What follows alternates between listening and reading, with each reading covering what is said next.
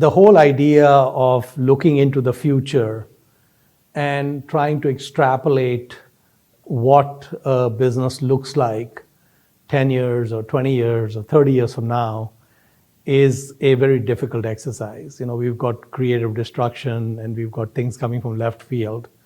And I remember that when I was living in California and used to fly in and out of LAX many years back, there was a really good parking operator called Wally Park near the airport.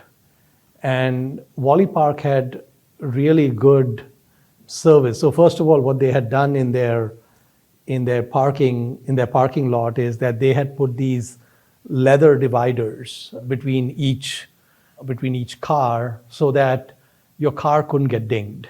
So once you park, basically, any doors opening, whatever, you would never get dinged. And the second is they just ran a very high frequency of shuttles back and forth. So it was just always really good service that, you park there.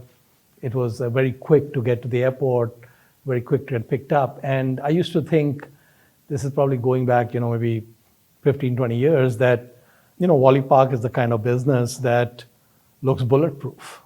They have high customer service and none of their competitors around ever cloned or copied the leather dividers. I looked at all of them. None of them ever did that. And they never even bothered with, the frequency of the shuttles and all of that. So I said, these guys have been around for so many decades and it's great. And if the business ever comes up for sale, I should think about buying it if it is available at a reasonable price. And these were just thoughts in my head. And then next thing you know is you have Uber. And then people aren't parking at the airport. I wasn't driving to the airport anymore. And so you just have things come from left field, which are not on your radar at all. You just don't think that there's anything that would create a distortion. But that's the nature of capitalism with the creative destruction.